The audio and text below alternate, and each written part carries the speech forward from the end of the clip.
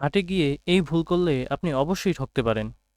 তাই সম্পূর্ণ ভিডিওটিতে নজর রাখুন এবং জানুন কিভাবে আমরা এই প্রতারণা থেকে বাঁচতে পারবো। আসসালামু আলাইকুম।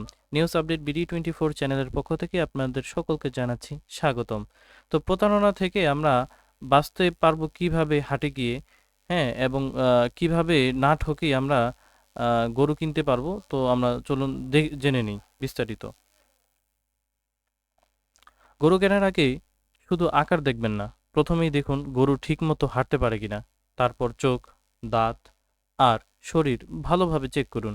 অনেক সময় অসুস্থ গরুকে সুন্দর করে সাজিয়ে বিক্রি করা হয়। আর সবচেয়ে গুরুত্বপূর্ণ, এক হাট ঘুরে দাম তুলনা না করে কখনো গরু কিনবেন না। অর্থাৎ হাট সম্পূর্ণ ঘুরুন, ঘুরে বুঝুন, জানুন সবকিছু, তারপর আপনি সঠিক দাম করুন। তাই সঠিক কুরবানি দিন। আপনি কি কখনো হাটে প্রতারণার শিকার হয়েছেন? এই জন্য যদি শিকার হয়ে থাকেন তাহলে তা অবশ্যই কমেন্টে জানাবেন। ধন্যবাদ। আসসালামু আলাইকুম ওয়া রাহমাতুল্লাহ।